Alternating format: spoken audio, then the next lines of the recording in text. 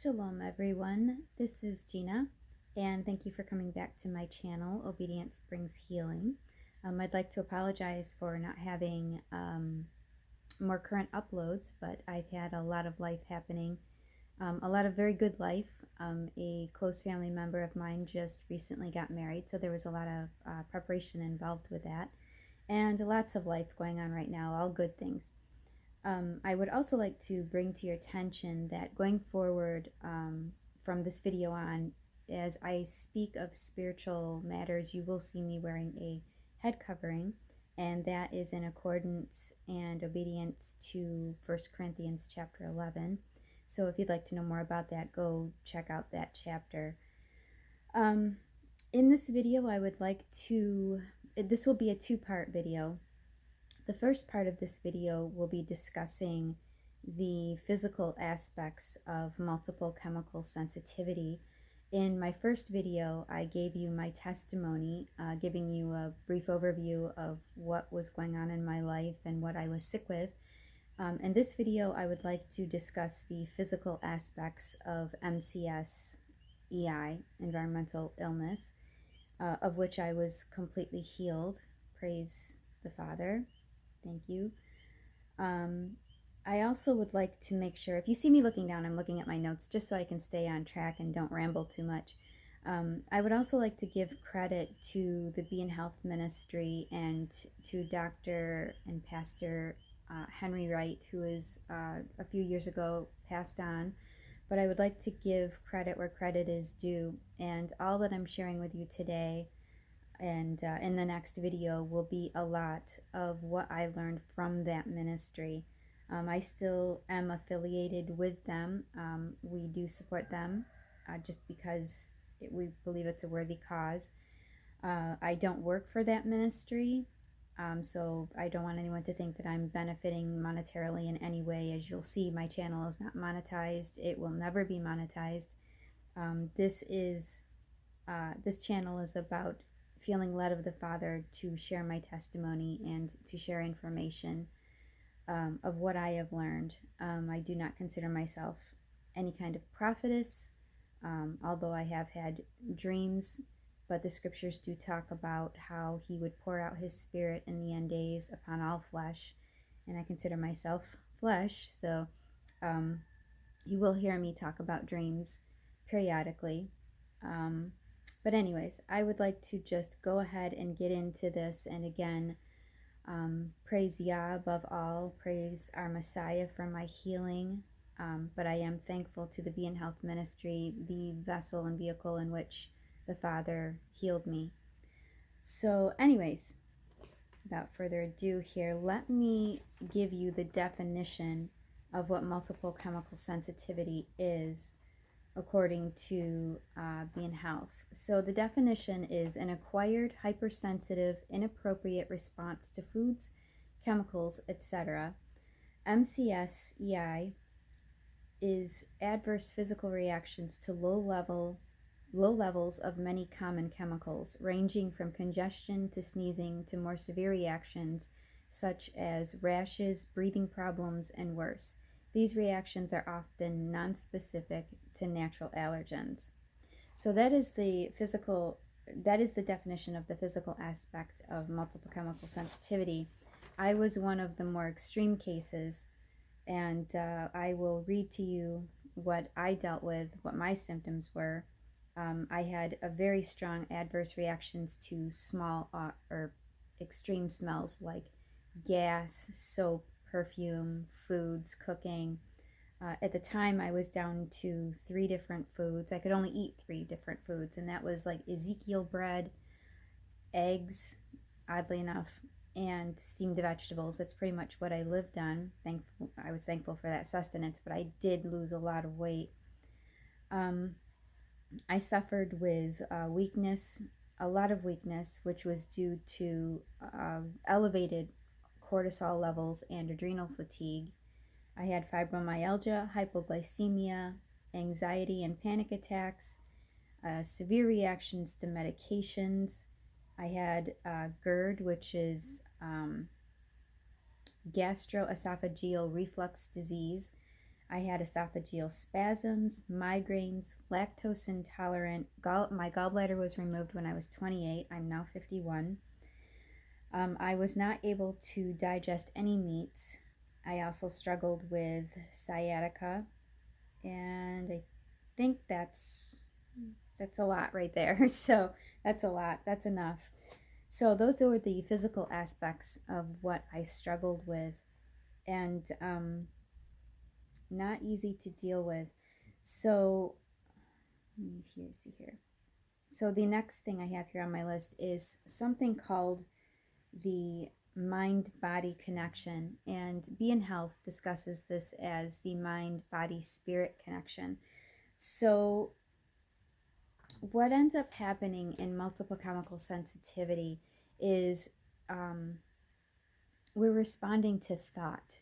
And what I did not understand was that your body responds to every thought that you have. You have a physiological response every time you have a thought. And a lot of people don't understand when they're going into panic and fear, they don't realize that they were probably meditating on things that were fearful in one form or another. And that will cause your body to respond. Not every thought we have makes it up here. We are spiritual beings, so a lot of our thought could also be in the spirit. We're having feelings and emotions and different things that don't always make it into actual words and thoughts in our minds. So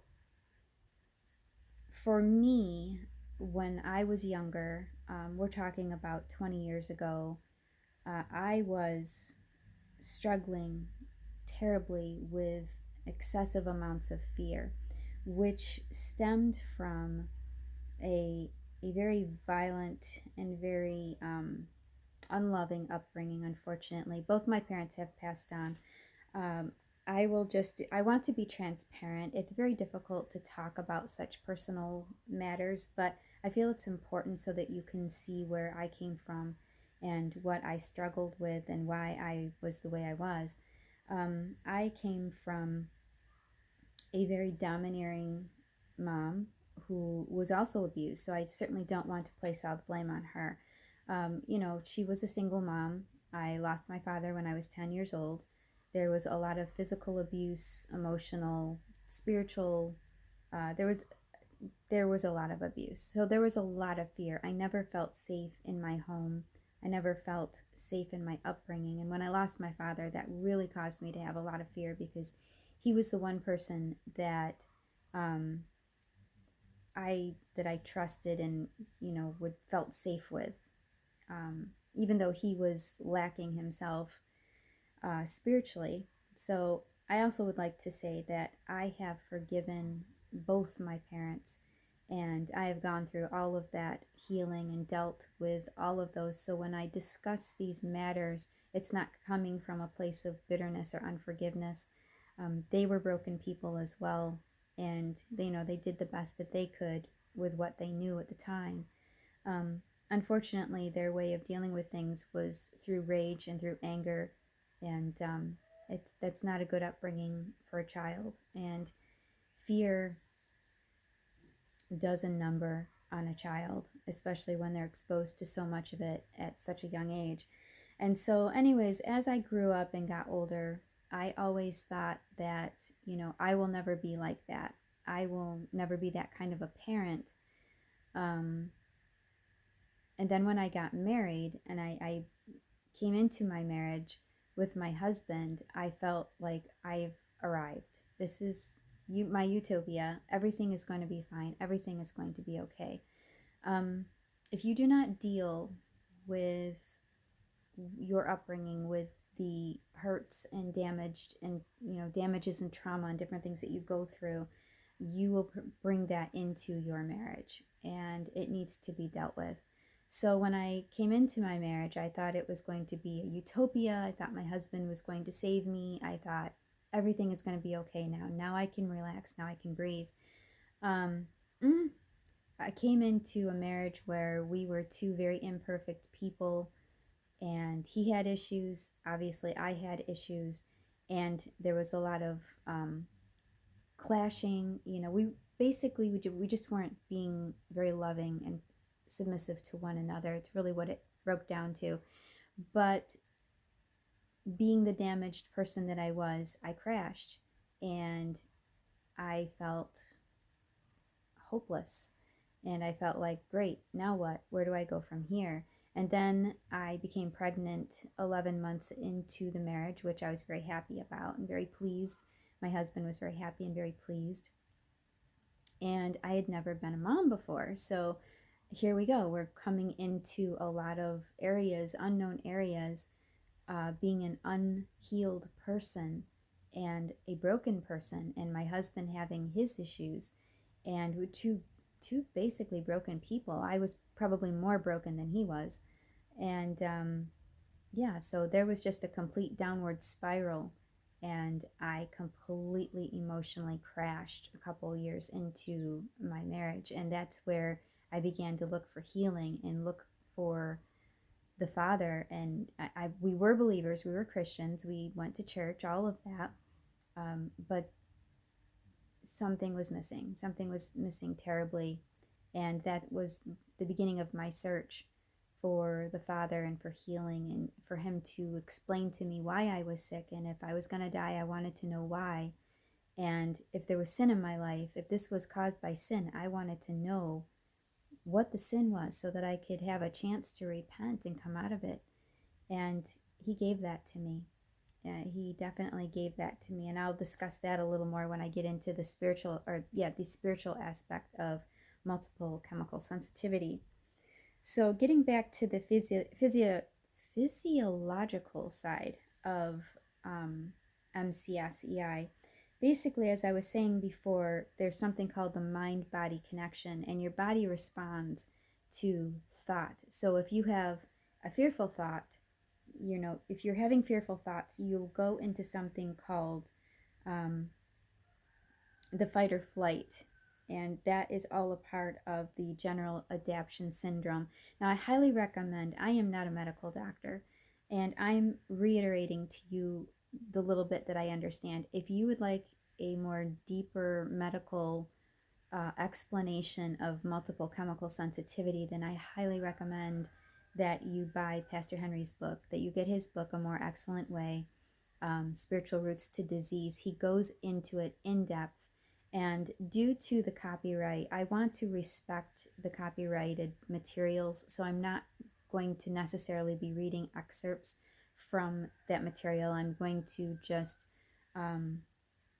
paraphrase what's in the material and what I have gathered myself as my own personal testimony. So anyways, there's something called the general adaptation syndrome, and part of that is when you're having fearful thoughts, you go into what's called fight or flight, and your body begins to release cortisol and all of these different hormones and chemicals in your body, and you're having a chemical release. And to give an example of such, when you're going across the street and you see a car coming, or you didn't see that car and you almost get hit, you have an adrenaline rush, you have a fear rush, like, whoa, and so imagine that, you're gonna be hit by a car, and you have this incredible rush of fear going into you.